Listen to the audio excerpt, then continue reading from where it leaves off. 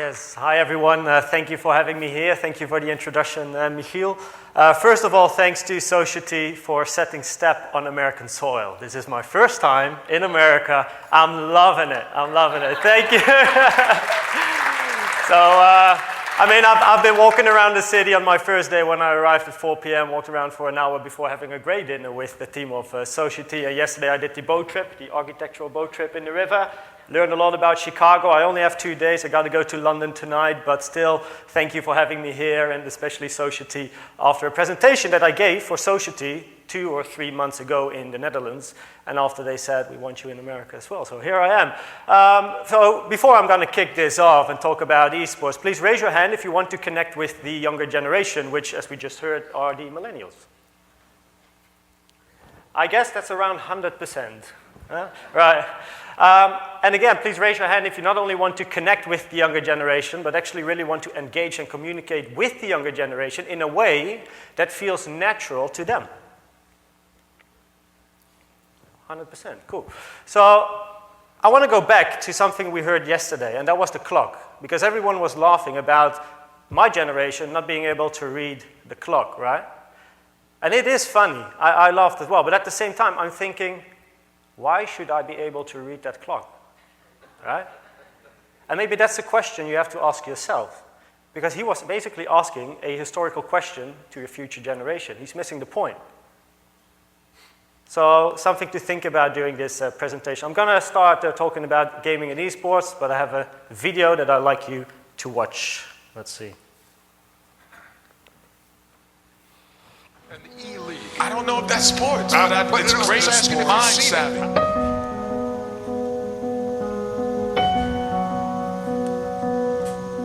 But I don't know if athlete is the right word that I would go for. If you don't break a sweat, I don't consider it a sport. No, you do.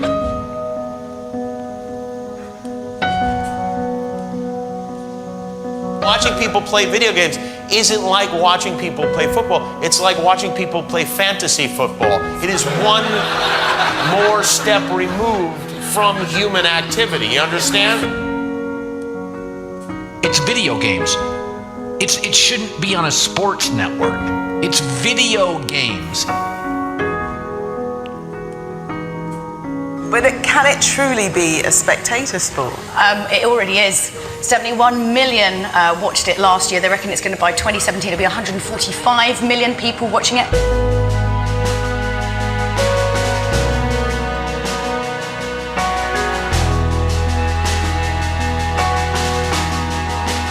They're actually giving college scholarships for video gaming. You're kidding. And it's even gone to the point that now the government has acknowledged professional video gamers as athletes. Same way you watch a football match, you can hear the crowd, everyone's cheering the team on, you make friends, these are people you talk to, you play with online. It's all about community, it's being part of something that you're incredibly passionate about. Running for Barrett though right now, trying to establish vision control and force Ambition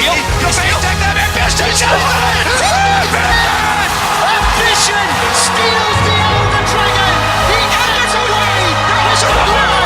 This is a 4-drink Elder Dragon! He lives! Ambition saves the game once again!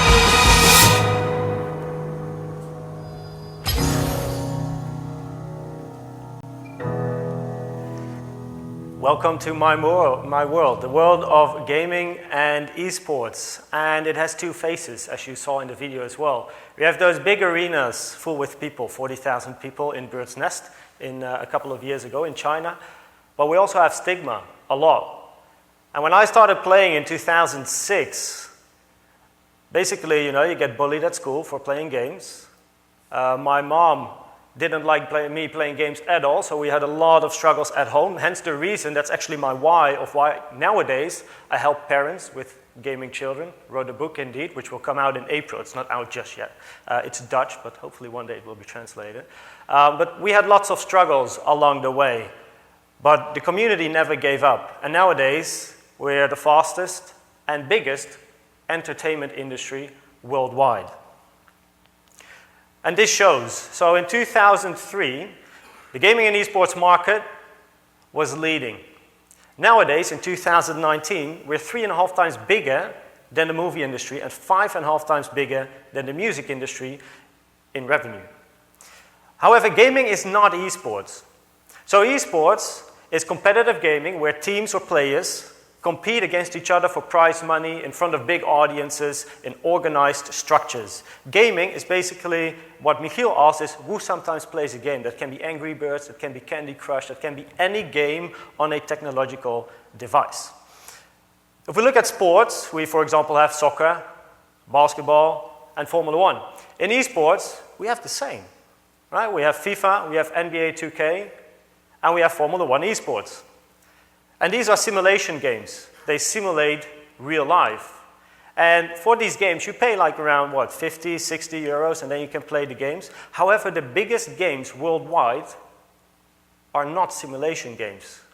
It's not comparable with sports at all. The biggest games are fantasy games. One of these being League of Legends, where you have 2 teams of 5 players trying to destroy the arena of the opposite team, their base.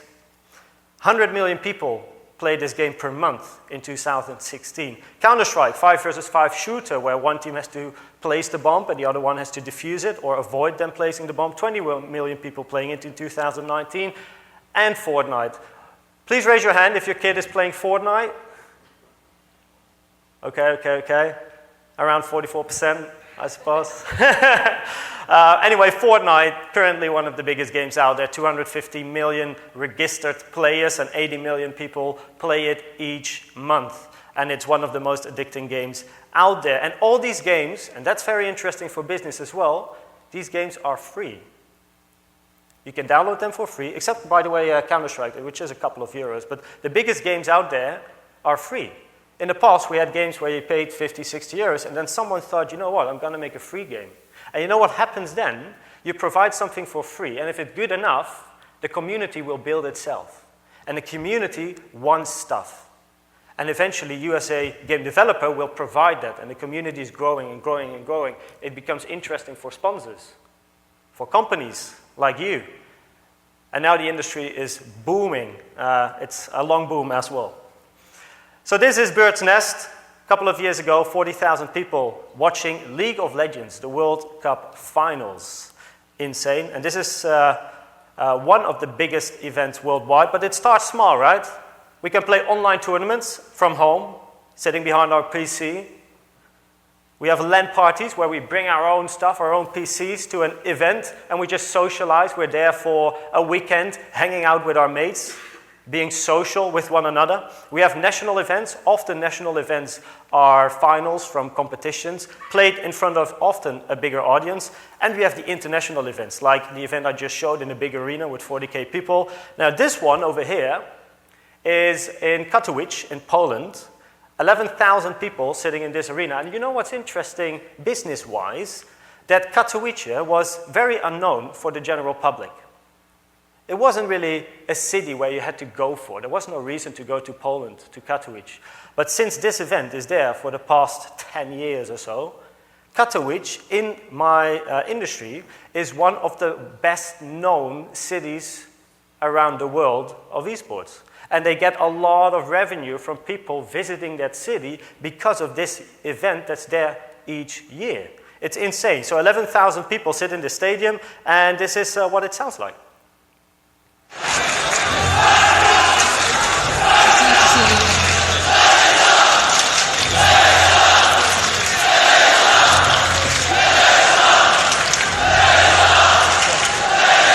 Sorry for the text. It's my Instagram story. So, however, when I was in that stadium, I get the chills, on my arms because this feels like home. And it's the same as a soccer match or a rugby match or an NBA match where you're watching and everyone's shouting, and we are passionate people. We care about our sport or whatever is a sport or not a sport. It's a discussion that's pretty useless because in the end, it's all about the amount of votes you get at Sport Accord, for example, and those decide what's a sport or not. And it's a matter of time because like we just saw as well, like Peter mentioned brilliantly, it's a matter of time that the kids of nowadays are the decision makers of the future. Which means that if the kids grow up with gaming and esports, that in the future, most likely, it will become a sport because they think it is. And it's a matter of time. The people sometimes making the decisions and very big companies or in municipalities don't yet want to invest or want to do something with this new, very big growing industry. It's a matter of time. And team size difference per game. So we have 1 versus 1, for example, Formula 1, 2 versus 2, FIFA. You can play 1 versus 1 as well. We have Rocket League, which is 3 versus 3 car soccer. Sounds ridiculous, but it's a very big game. We have 4 versus 4, Call of Duty, for example. It's a shooter as well. 5 versus 5, ladies on the picture. I know I have to, right? Currently, there's around 30-35% of ladies playing esports, and there's around 60-70% of guys in the esports market. But if we look at gaming, it's 50-50 because of, for example, Candy Crush and Angry Birds and games that women like to play as well. And then the biggest teams out there are 6 versus 6. Overwatch. Now in America, I don't know if you heard about it, but in America you have the Overwatch League. It's insane. So when the Overwatch League started a couple of years ago, a buy-in spot was 20 million. And then you just play the competition. It didn't even start yet and it was already 20 million. And nowadays, if you want to have a spot in the Overwatch League, it's a lot higher. It's 30 to 40 million. Most likely it will grow in time as well. So how does the industry look like? Now, left up we have the teams. And just like in sports, if you have no players and no teams, you have no industry. So they are actually the most important. Everything is about them. They don't earn the most amount of money, but still. So the teams are very important. They play in competitions, and competitions are organized by third-party operators or game developers. So a while ago we had the Fortnite World Championships in New York here. And that was organized by Epic Games, which is the developer of Fortnite. And they provided 30 million in prize money for children playing games between like 16 and older. And actually, you guys got a hero. He's named Booga. And honestly, I don't even know his real name, but he won the solo competition, 1v1, and won 3 million in prize money. 16 years old. And you see what I did there? I don't know his real name. I know he's called Booga. And that's very interesting. Like my in-game name is called Koens, hence the company I'm having is called Koens as well, because it's my identity. People online have a different identity. There is 450 million people watching esports competitions globally. Last year that was 400. The year before it was 335. It's growing really rapidly. And kids, like, they don't really care about the shoes. You know, if you buy new shoes for children, they don't really talk about their new shoes at school. They talk about the new items that they bought in Fortnite and how they dress their online character. That's interesting. That's what it's about. So the online status becomes almost like more important than the offline status, real life status. Anyway, very interesting. And Booga is nowadays a brand. Now, game developers are the strongest in our market. They decide everything. We don't have federations. It's all about the game developers. If they want to cut out, they want to stop the game, then a lot of people have a big problem. Players and teams that play these games are able to connect with their audience through live streaming. Think of a platform like twitch.tv. I advise people to check that one out. Or YouTube Gaming, where you can do live streaming as well. Basically, you're recording your screen and you broadcast it online and people can chat with you, and it's very engaging, it's very interesting, and that makes this very interesting because the center of this little picture is broadcast/platform. It's all about content.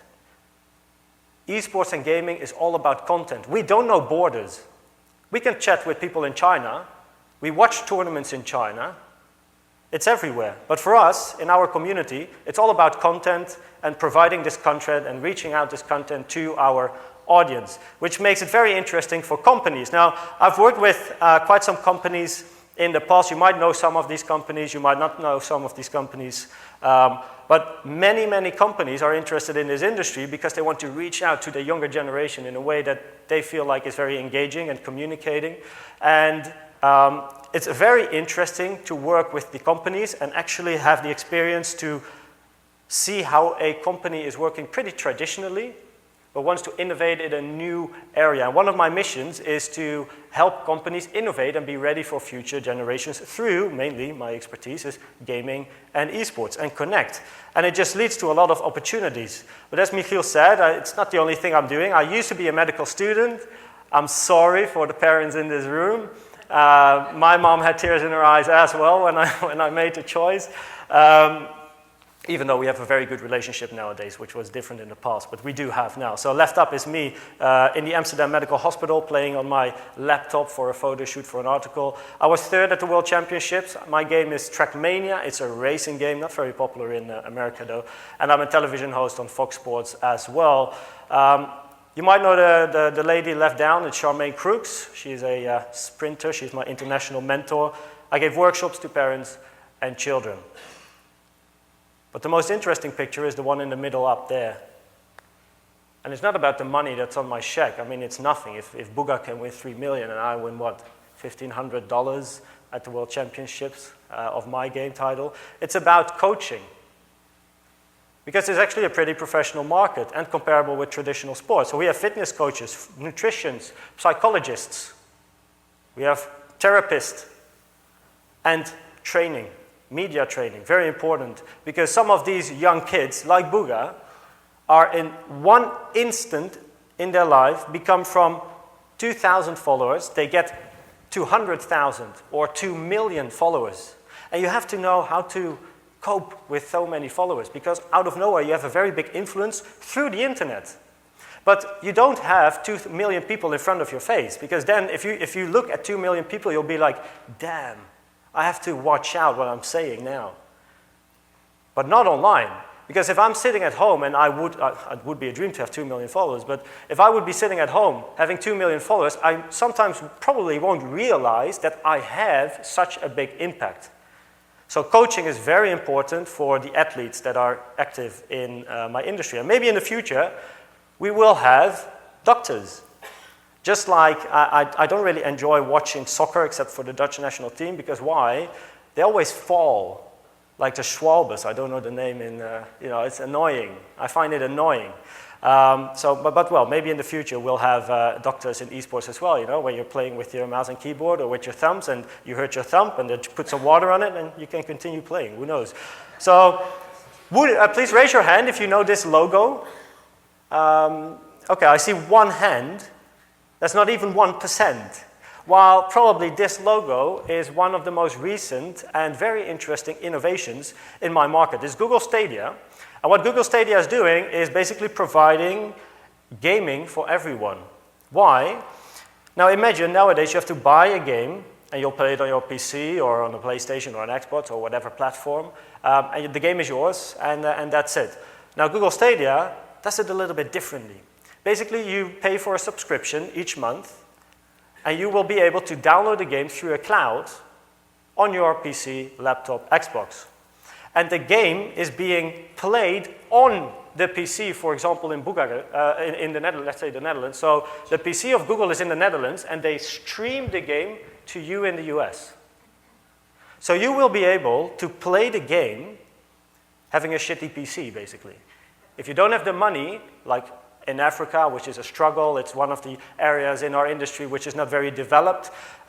People in Africa struggle buying great hardware because it is expensive. But because of Google Stadia, they might be able to play these games in good quality on shitty PCs or maybe worse phones and actually have a chance to compete in our market. But it's very interesting for companies as well, because if you're at an expo, and you have a nice big stand and you want to have some games there, but you don't want to invest 50, 60 euros in some games, or you just download the free games like Fortnite, you can still pay a subscription to Google Stadia, and you can download most like any game you want. And you can attract kids with their parents to your stand and hopefully do some great sales. So Stadia is a very interesting project.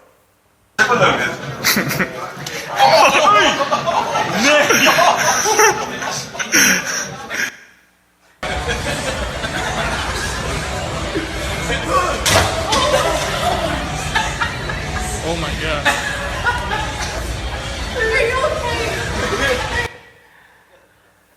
Oh, it's lovely. I love watching these. Get the knife. Oh shit. You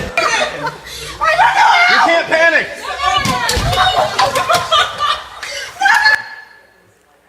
Gotta love virtual reality because also that is part of our future. It's not just Google Stadia. Virtual reality, augmented reality, and mixed reality is out there. And it's actually being used competitively as well. Virtual reality had its first tournaments a couple of years ago in Katowice, very interesting. And some people have a little bit of struggles with virtual reality, which is okay. You know, it's okay, it's new. But the quality of the lenses improve and virtual reality improves. And we already have full body suits, full with sensors, which is probably the most interesting because you can put on your VR glasses, wear a suit, and when you, in VR, play soccer, for example, you will feel the ball against your feet. And that gets interesting because you can actually innovate sports that way. So in the Netherlands, I talk with the National Olympic Committee as well, and we think about ways to innovate sports. It's very interesting. However, as a company, you might think, okay, we want to do something with gaming and esports. Maybe you've seen it already. You heard about Fortnite. You're like, okay, I might want to reach out to this generation, but I have no idea how. So where are you now? You might be at a place where you don't really know about the gaming and esports market, or you've tried something and it's not really working out. Or you're like, you know what, it's very interesting, but I'll wait a couple of years, and maybe in like 5-10 years we're ready. Now, where do you want to be? You want to be over here, the happy phase, where you kind of know about gaming and esports. You know what choices to make. You want to know what campaigns work. And maybe you've tried something and it's very successful. That's where you want to be. And in order to get there at the happy area, knowing where you want to go in the world of esports, there's a couple of steps to take. Now, first, I like you to think about yourself. Like, are you open for innovation? Is your company innovating? Is there budget for innovation? Why would you want to go into gaming and esports? Why would you want to go in AI? Like Peter just mentioned, do you have specific goals to follow? Do they match your values and the norms of your company? Then investigation. What is gaming and esports? What is AI? Talk with the experts, talk especially with the community. I don't know who mentioned it, but what I found very interesting was someone saying, maybe we have to get employees in our board meetings. Not a bad idea. Impact, make a plan, very simple, I'd say. Inspire, sorry for the text, it's another letter type on this PC. Inspire, storytelling, which is very interesting as well. Storytelling in gaming and esports works differently. It's not just one campaign, one story, but it's one main story with add-ons. And I will show you an example very soon, and it's about invite. Oh, that doesn't look good. Invite. So invite. And invite is a circle. Why? Because at every step, 1 to 4, I want people to work together in companies. Multiple divisions, multiple people working on the same project. And obviously, how will you invite the community to your company? Now, as an example, I'd like to show you this one. The Family League is a project that I've done with Vodafone, actually this year. And what did we do? Well, we asked parents with gaming children about their opinions. And they said, well, he just sits there all day by himself with his headphones on. Look at his face, by the way. He's like, oh, Dad, shut up. And then I believe he spends too much time on it while he could also be playing outside. I think it's way too time-consuming. He should be going outdoors, spend time with his friends. It's also a role to protect him, but I know too little about this world. And I agree. All these statements are true because it's about a balance at home. You shouldn't play games all the time and not do sports and study and social life and sleep. It's about a healthy balance at home.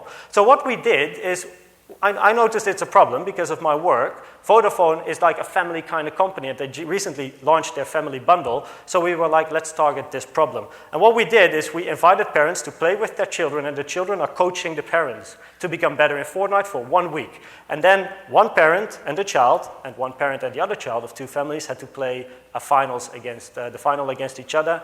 And hopefully in that week, they figured out if hopefully the relationship would become better in 1 week time. Now, none of this was scripted. You can find the video on my LinkedIn. It wasn't a script at all, but we had some very surprising and interesting results. So one was like, I learned so much, obviously. My biggest learning is that kids who are good at Fortnite are geniuses. Yeah. Eye-hand coordination, quick thinking, which is one of the very interesting ones, because the Amsterdam Medical Hospital wanted me to become a surgeon because my hand-eye coordination, we tested it, was better than most of the surgeons. Quick thinking, you need to be aware of your location. When dinner is ready, this is a good one, and you're in the top 10, you have my respect. There's also some other ways to fix the problem of dinner time. Anyway, gaming is more social than I thought. And in the end, I think as a company as well, if you want to innovate, you have to discover. Because this is an example for companies as well. Parents check the area, check the interest of their children. As a company, you can talk with the community as well. Probably you have a following on the internet, or you have opportunities to target the younger generation, so why not make use of that and learn? And finally, sorry for the time, I'm probably going to be 2 minutes over, but in Chicago, I was asked by Sogeti to talk to you about a couple of things happening in Chicago. So I have just a few examples. The first one is the National Association of Collegiate eSports. It's an eSports, I'd say, organization, association with 130 university members where you as a child can get a scholarship from university and play video games. And it's really big. It's really big, and it's happening here in America. And besides that, Chicago, it's a premiere. You guys were the first one that actually provided scholarships for esports students. So the Robert Morris. Then also you have a community in Chicago. You will get a gaming center. This article is from the 2nd of July 2019. So there is a gaming center in development as well at Logan Square. And I think the biggest one, and that's also almost my end, is IEM Chicago. Now, IEM International or Intel Extreme Masters, it's a really big event, and it's happening right here in Chicago.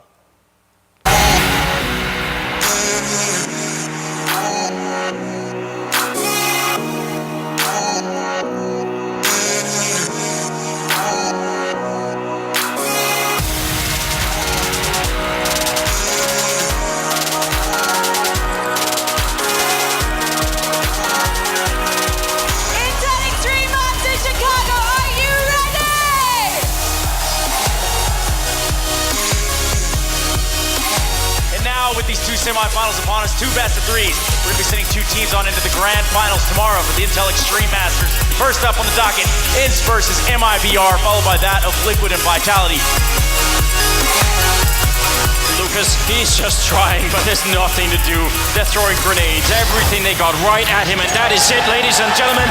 Your first finalist here, it is going to be INS. And now he's got Bullen, but does he know Apex is going back the same direction he came? He has to hold the plant 5 seconds on the clock. And now he knows, barely damaged, sees him at the car. He gets the angle, he gets the clutch.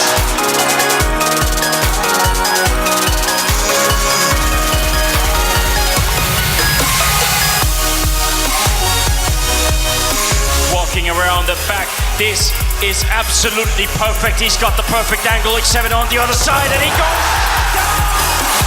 Intel Extreme Masters Chicago champions Team Liquid! I invite you all to my world, the world of gaming and esports. Please discover this world, maybe attend a couple of events, and I'd love to see you there. Thank you. Thank you.